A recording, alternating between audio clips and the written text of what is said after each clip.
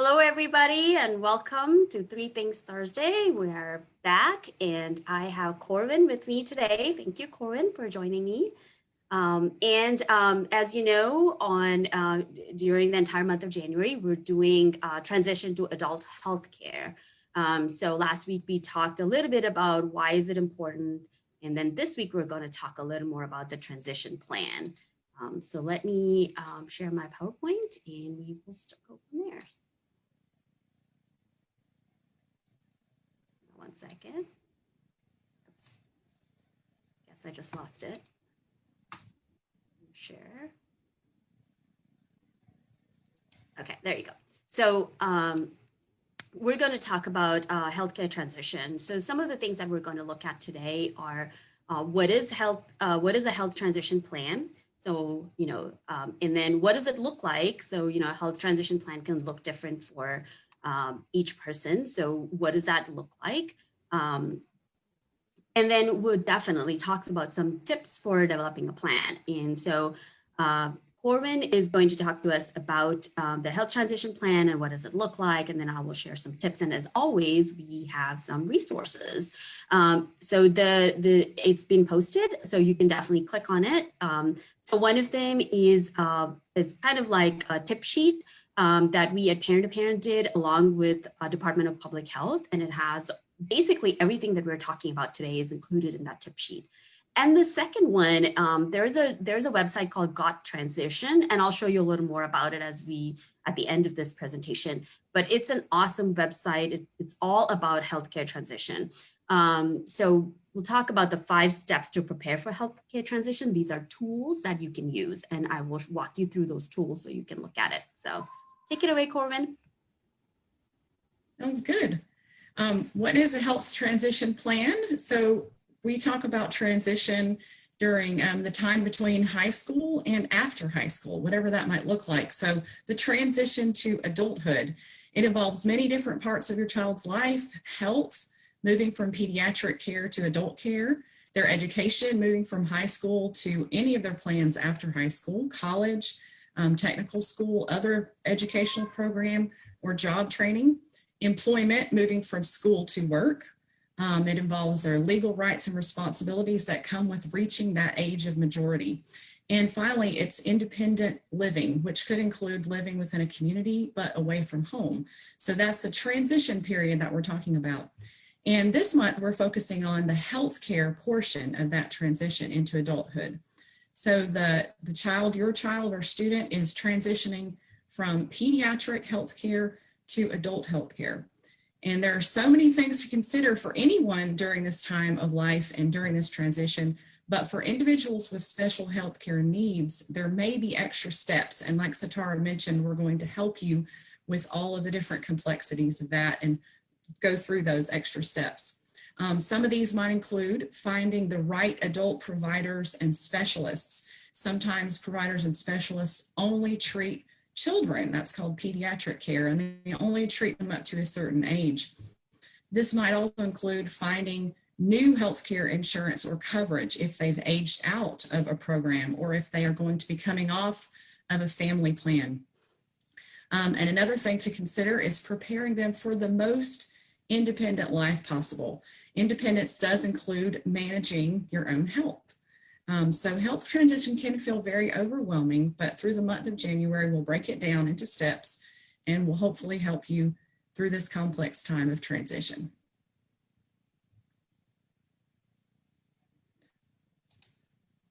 I'm sorry for the pause. My computer paused a little bit. So a health transition plan looks like as unique as your child.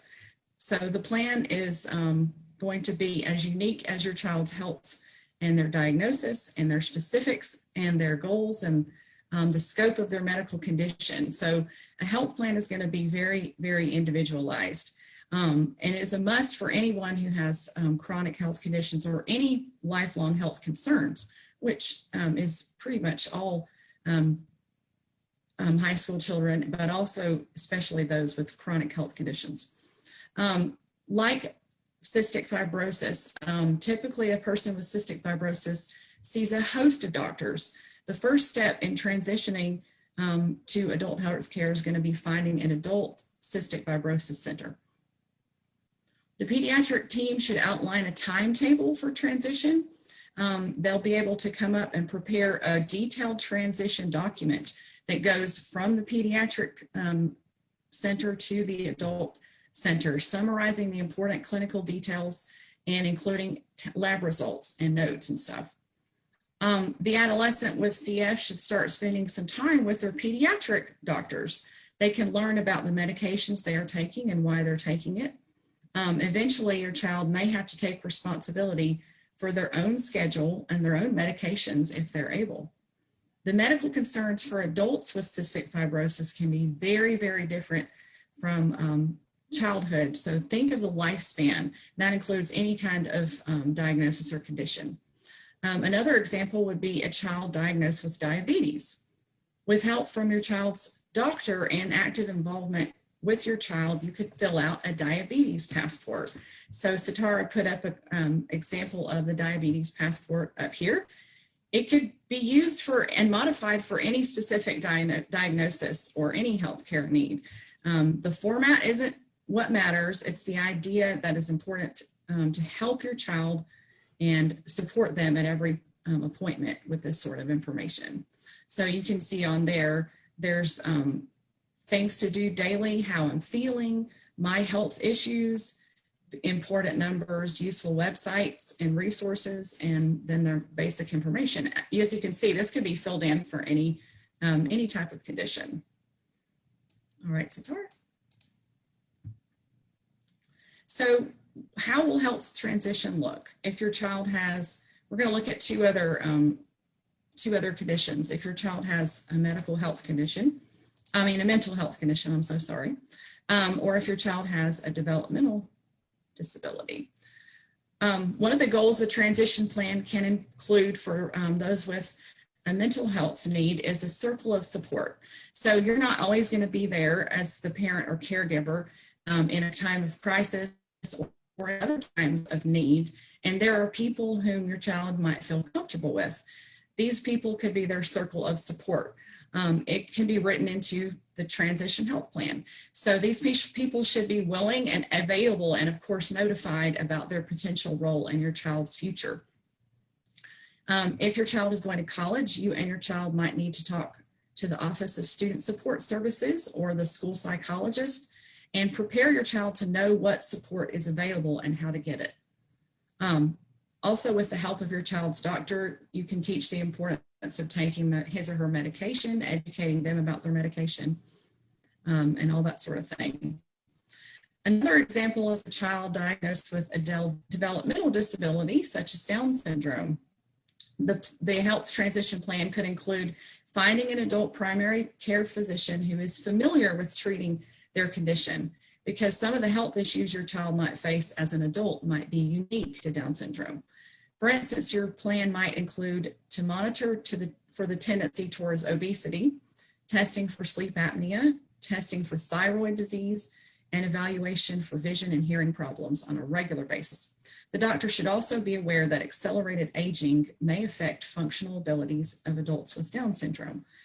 This transition plan, no matter what your child's condition, should include ways to address potential health issues in the future and in a preventative manner. All right, Sitara, handing it back over. Yeah, thank you, Corvin. So those were Corvin just laid out some examples of, so like we said, health transition looks different depending on, what your child's condition is or what their needs are. Just like an IEP, it's individualized and it looks very different. But the big difference also is that you as a parent would have to take the initiative to put together a plan because, the school, it's not part of the IEP. You can include health goals into your child's IEP, but, as a parent, you have to take that initiative to start the planning process. So that's a lot to undertake and a lot to do. So some of the things, just want to share some tips. And then, as I said, I'll share some resources. So one of the biggest tips is start now. I mean, if your child is 12 and over, you start. I mean, even if your child is 20 and you've not done anything, it's never too late. Look at what you need to do and start now. So the other thing that I usually do, and this has helped me, it's not just about transition, but this has really helped me, is to create like a 1 to 2 page medical summary. So my son has a lot of medical conditions and a developmental disability and intellectual disability and physical disability. So he has, quite a big medical history. So when I'm going to a new doctor, they're not going to read that whole, 10-inch 3-ring binder of his medical history. So what I do is I try to compress everything into a 1 to 2 page medical summary. Depending on which doctor I'm going, I put all the pertinent information on there. And it's really helpful because with just one glance, the doctor can see what is going on, what is our most immediate concern, and get, a brief history. My son is 19, so I can't, imagine if I had put all his births to 19 years of medical history, nobody's going to look through them. So create a 1 to 2 page medical summary. That'll really help. It also helps not just to doctor's visits. Like, so if you have a caregiver that is coming in, or if somebody else is going to, say a circle of support, or some other people are going to be involved in supporting your child, you can use that same medical summary to give it to multiple people. Like I've done that when my son has gone to summer camp. Anytime he has a new teacher, so those are, or a new para at the school, I create that I adapt it depending on who is the recipient of that 1 to 2 page. But by keeping it's current, it's there, available. I usually have it on my phone so that, if I need to show it to somebody or give it to somebody or text it to somebody, it's available. So I would highly, that's really worked well for me. And now as we're going through transition, I already have this medical summary created. Also, you can ask your doctor for his medical summary, for your child's medical summary, especially when you're moving from one doctor to the other. And then start teaching your child some self-management skills. I know some of us think, especially say in my situation where my son is pretty significantly involved, like he can't read labels, he can't, he has fine motor skill issues, like he doesn't understand what medication he's taking, yet I can still make him a part of the I work towards making him as independent as possible for him. So one of the things we do is, he can count. So, we have the Monday through Sunday pill sorter. So he helps me count as I put the medications in there. So whatever makes sense for your child and your situation, start teaching them some self-management skills. And I think as you're making these self-management skills, I think we always think, we're always looking at, like the IEP looks at where are your child's weaknesses, what supports your child needs. So we're putting that negative hat on, put that positive hat on, think of what things my child can do. And then you build on those strengths that they can do. Like I said before, definitely include health goals into the IEP, and we will share some, goal setting. There's some resource on goal setting. So there are lots of things that you can actually put into your child's IEP. And definitely connect with other parents. We at Parent to Parent of Georgia have a supporting parent program, so we can match you to another parent who's maybe going through that process or already been through that process, so they can tell you their experience and share with you what's worked, what's not worked, that kind of like boots on the ground, actual real life experience. So feel free to call us, connect with, support groups.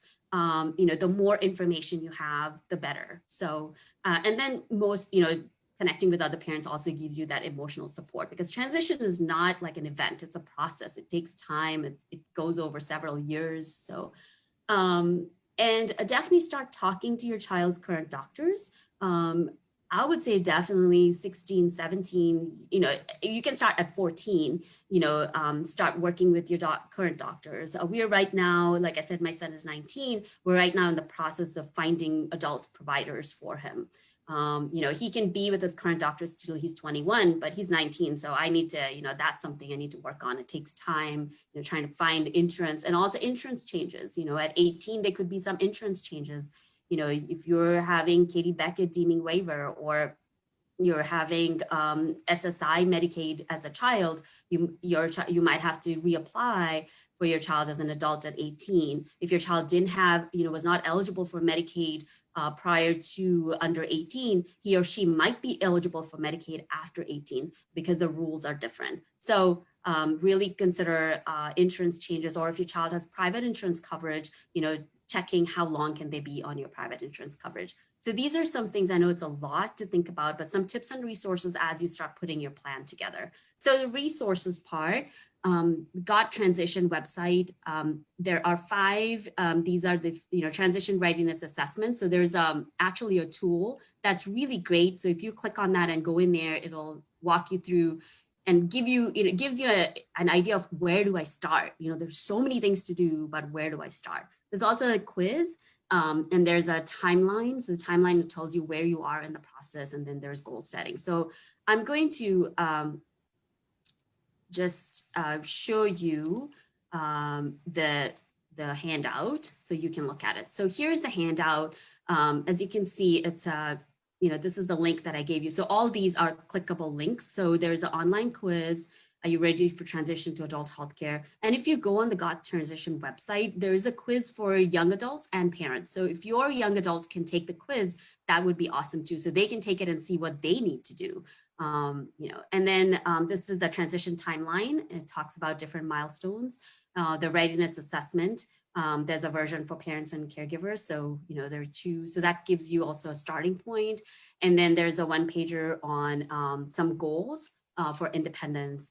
And then there's some information about filling out your medical ID. So just it's all on one page, some really cool links, some tools that you can use as you move through this process. I know I shared a lot of information, but again, like I said, health transition, one of the things that we forget about health transition, we concentrate a lot on our education piece because it's mandated, it's part of the process. When your child is either 16 or in 9th grade, the school would have started talking to you about transition plans. And their focus is on the educational transition plan. But the part of the education transition plan is also getting independence for your child. And so including health goals is very relevant to that transition plan. So really thinking about those things, and you as a parent have to take that initiative to do that. Like I said, lots of tips, resources. You can always, call us, and we're available. Corvin, did you have anything else to add? No, I think that people often forget that the mind is carried by the body. And so even if you're only focused on college or skills or vocation, the way to be successful is your health. So health transition is seriously important and something to think about for all of us, not just special needs families. Absolutely. Anybody. Yeah. Because if your child is, going through depression, or if your child is not feeling well for whatever reason, even if it's just even just have allergies and they're not feeling well. And those allergies are not under control. They're not going to be successful. Yeah. Right. And they're not going to get up and go to class. And so, you might have this beautiful educational transition plan, but if you're not feeling physically well and mentally well, you're not going to move forward with life. So it's really a critical part of that transition piece. So really think about it, and take small bites. You don't have to do the whole shebang at one time. So, that's right. Yeah. So anyway, we're available, and I think next week we're going to talk about the role of the different people that are part of the team. Again, this is a team effort. You as a parent are spearheading this team, and your young adults should be the main focus. But there are other people who can help you in this process, or who need to be involved in this process, just like an IEP team. So next week, we'll talk about who is on your team, what are the roles of these team members. So thank you. Thank you. And we'll see you again next week. Thanks. Thank you for joining us.